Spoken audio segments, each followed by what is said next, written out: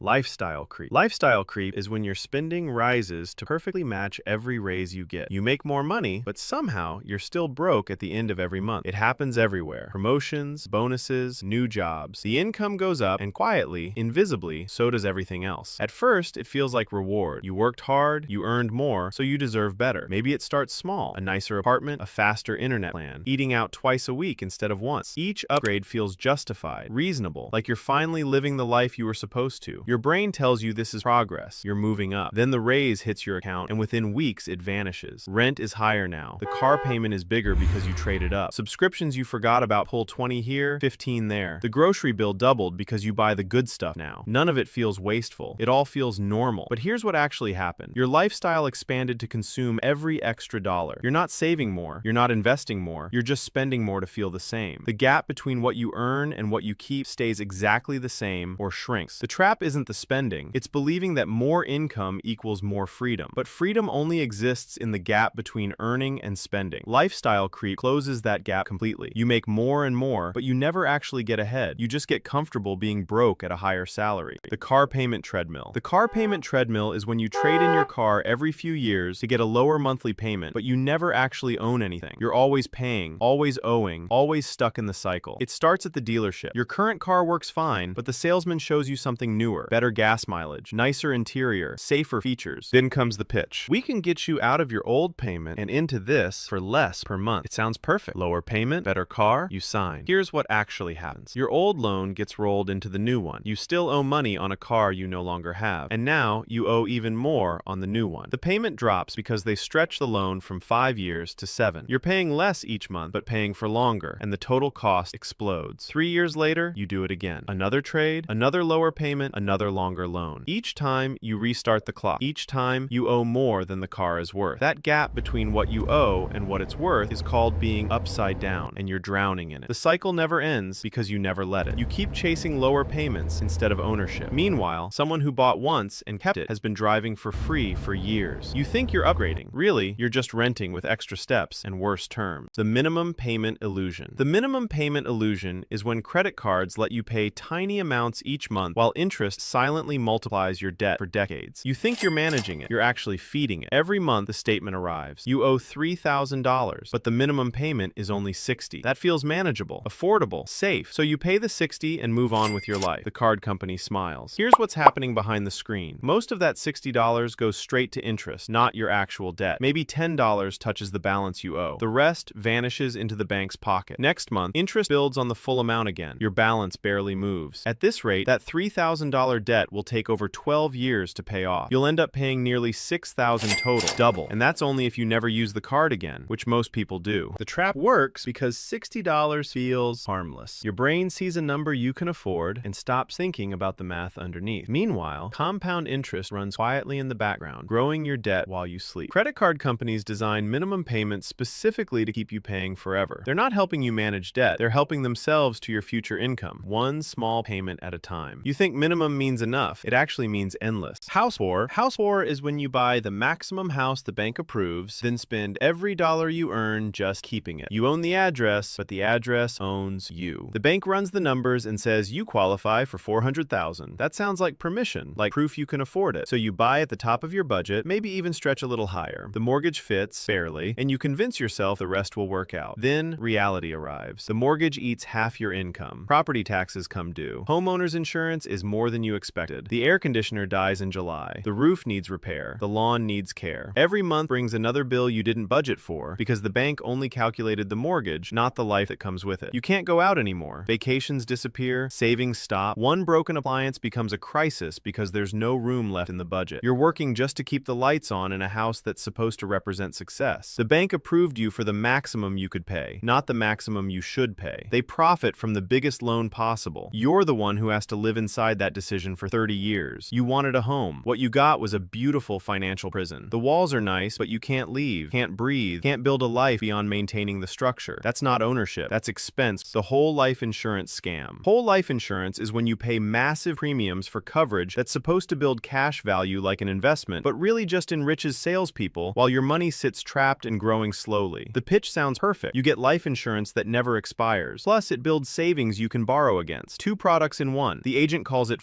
forced savings, smart planning, a way to protect your family and build wealth. You sign up thinking you've made a responsible adult decision. Here's what happens to your money. A huge chunk of every payment goes to commissions and fees. The agent gets paid first, handsomely. What's left gets divided between the actual insurance costs and a cash value account that grows at maybe 2 or 3% per year, sometimes less. Meanwhile, you could have bought term life insurance for a tenth of the price and invested the difference in a basic index fund earning 8 to 10% annually. Over 20 years, that difference becomes hundreds of thousands of dollars. Your whole life policy builds maybe $30,000 in cash value. The math is brutal. Worse, if you try to access that cash value, you have to borrow against your own money and pay interest. If you die, the insurance company keeps the cash value and only pays the death benefit. You've been feeding an account you'll never fully access. Whole life insurance isn't protection. It's a wealth transfer from you to the insurance company, disguised as financial planning. Paying for convenience. Paying for convenience is how small daily shortcuts drain thousands from your account every year without you noticing. Delivery fees, subscription services, premium upgrades. Each one costs almost nothing. Together, they cost everything. It starts innocently. You're tired after work, so you order dinner instead of cooking. $7 delivery fee, $4 service charge plus tip, $15 extra just to avoid the stove. Once a week becomes twice, then 3 times. That's over $2,000 a year on fees alone. Then come the subscriptions. Streaming services you barely watch. Apps with premium features you never use. Cloud storage for files you forgot about. Gym memberships for equipment gathering dust. Each one is only $10 or $15 a month. Totally reasonable. Except you have 12 of them running silently in the background. Add express shipping because waiting 3 days feels impossible. Upgrade your phone plan for unlimited data you don't need. Buy pre-cut vegetables because chopping takes time. Pay for parking close to the entrance. Every single choice trades money for minor comfort. The math is staggering. $5 here, $12 there. By year's end, these invisible conveniences have pulled $4,000 to $6,000 from your income. Money that could have cleared debt, built savings, or funded something that actually mattered. Convenience isn't the enemy, but convenience as default bleeds you dry. Each small choice feels harmless because harm hides in repetition. You're not buying comfort, you're renting it forever at compound cost. Keeping up appearances. Keeping up appearances is financing a middle-class image through debt to prove success to people who don't actually care about you. New clothes for events, fancy dinners to impress friends, vacations you can't afford posted online. All of it borrowed against a future you're destroying. It starts with comparison. Your coworker bought a new watch. Your neighbor remodeled their kitchen. Your friend's Instagram shows another trip to Europe. Suddenly, your life feels smaller, less impressive. You need to catch up to show you're doing just as well. So you spend. The credit card comes out. Designer handbag to signal taste. Dinner at the expensive restaurant so people see you there. A vacation package financed over 12 months because everyone else is traveling. Each purchase isn't for you. It's for the audience, real or imagined, that you think is keeping score. Here's the truth nobody admits. They're not watching. They're too busy financing their own appearance to notice yours. That coworker with the watch is drowning in payments. The neighbor remortgaged their house. Your friend's Europe trip maxed out 3 cards. Everyone's faking it, assuming everyone else is real. Meanwhile, the debt piles up. You're paying interest on experiences you didn't enjoy and items you didn't need, all to impress people who forgot about it the next day. You think you're building status. Really, you're buying approval from strangers using money you'll spend decades paying back. The appearance of success costs actual success, and nobody's even looking. The emergency-free delusion. The emergency-free delusion is living paycheck to paycheck while assuming nothing will ever break, get sick, or go wrong. No savings buffer, no backup plan, just blind faith that life will stay perfectly smooth forever. Every dollar gets assigned before it arrives. Rent, groceries, bills, subscriptions, debt payments. The budget balances perfectly as long as nothing unexpected happens. And you convince yourself nothing will. The car will keep running, your health will hold, the water heater will last, everything will be fine. Then reality hits. The transmission fails, your tooth cracks and needs a crown, the laptop dies right before a work deadline, the dog needs emergency surgery. Suddenly you need $800, then $1,500, then $3,000. Money you don't have because you never built a cushion, so the credit card comes out. What should have been an inconvenience becomes debt with interest. One emergency turns into years of payments. And because you're still living paycheck to paycheck, the next emergency does the same thing. The cycle compounds. Financial experts say keep 3 to 6 months of expenses saved. Most people have less than $400. That gap between should and reality is where disaster lives. The delusion isn't that emergencies might happen. It's believing you're the exception, that your car is different, that your luck will hold, that somehow, unlike everyone else, your life will stay predictable and smooth. Emergencies aren't rare, they're guaranteed. Living without savings doesn't mean you're optimistic. It means you're one breakdown away from financial collapse every single day.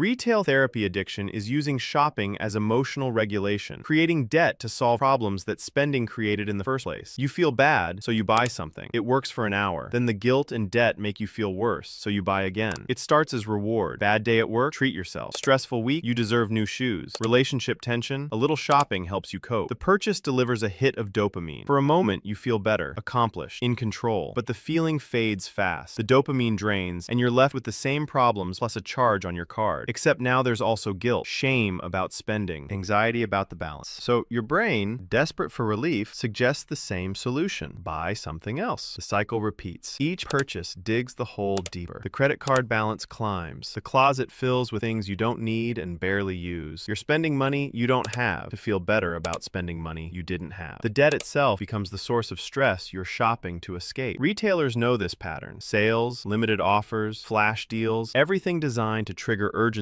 and emotion. Buy now, feel better now, worry later. But later always comes. Shopping isn't solving your problems. It's becoming the problem while disguising itself as the cure. You think you're treating yourself. Really, you're medicating with merchandise and paying interest on temporary relief. The bill arrives long after the dopamine is gone. The retirement delay. The retirement delay is postponing retirement savings for when you make more money, watching compound interest slip away forever. You tell yourself you'll start next year, after the raise, when things settle down. Meanwhile, the most powerful years for building wealth vanish silently. Compound interest works through time, not effort. A dollar invested at 25 grows exponentially more than a dollar invested at 40. Put away $200 a month starting at 25, and by 65, you'll have over $500,000, assuming average returns. Start at 40 with the same amount, and you'll barely break 200,000. Same effort, vastly different outcome. But when you're 25, retirement feels imaginary. Bills feel real. Student loans, rent, car payments. You convince yourself there's no room in the budget. You'll catch up later when you're earning more. Except later, there are kids, mortgages, bigger expenses. The budget never opens up. The delay becomes permanent. Every year you wait costs you compound growth you can never recover. Waiting from 25 to 35 doesn't mean you start 10 years late. It means you lose 30 years of growth on those 10 years of contributions. The math is merciless. Retirement accounts aren't for old you. They're for young you's money to grow while you sleep. Starting small beats starting later every single time. $200 a month at 25 destroys $500 a month at 40. You think you're waiting for the right time. There is no right time. There's only compounding time, and you're burning it waiting for perfect conditions that will never arrive. Brand loyalty tax. Brand loyalty tax is paying premium prices for names and logos that signal status, while identical alternatives cost half as much. You're not buying better quality. You're buying the feeling of being associated with the brand, and that feeling comes with a massive markup. Walk into any store and the pattern repeats. Name brand cereal costs $6. Store brand with the same ingredients costs $3. Designer jeans run $150. Nearly identical denim without the label costs $30. Premium cleaning products charge double for the same active chemicals as the generic version sitting right next to them. The difference isn't performance. Blind tests prove this over and over. People can't tell store brand from name brand in taste tests. The active ingredients in medications are legally identical. The thread count in store brand towels matches the expensive ones. What you're paying for is marketing, packaging, and the logo. Companies spend billions making you believe their version is special, superior, worth the extra cost. They hire celebrities, create emotional ads, build an identity around their products. You start thinking the brand says something about you, that choosing it means you have taste, standards, success. But the premium you pay doesn't go into quality. It goes into advertising to convince the next person to overpay. You're funding the machine that manipulates you, then paying extra for the privilege. Generic works the same. It just doesn't make you feel special. And that feeling, that tiny hit of status, costs you tens of thousands over a lifetime. You're not loyal to quality. You're loyal to a story someone sold you about yourself. The side hustle trap. The side hustle trap is working second jobs to fund a lifestyle instead of fixing spending, trading your time for temporary relief while the real problem grows untouched. You're exhausted, burned out, and still broke because you're treating the symptom instead of the disease. It starts when the budget stops working. There's too much month at the end of the money. So instead of cutting expenses, you decide to earn more. Drive for a rideshare app, freelance on weekends, sell things online, deliver food at night. The money helps, briefly. But here's what actually happens. The side income covers the overspending, so you never address why you're overspending. The lifestyle that required extra work stays exactly the same. Worse, the extra money often inflates your spending further. You're working 60 hours a week, so you deserve takeout. You're tired, so you pay for convenience. The side hustle income vanishes into the same holes as your main income. Meanwhile, you're exhausted. No time for family, no energy for health, sleep suffers, stress climbs. You're grinding yourself down to maintain a spending level that shouldn't exist in the first place. The side work becomes permanent because the spending never shrinks. Cutting $500 in expenses gives you $500 every month forever. Earning an extra $500 requires constant work, ongoing effort, sacrifice time. One solves the problem, the other just powers through it. Side hustles aren't bad, but using them to avoid fixing your spending is like running on a treadmill to outrun your shadow. You can hustle forever and still never get ahead.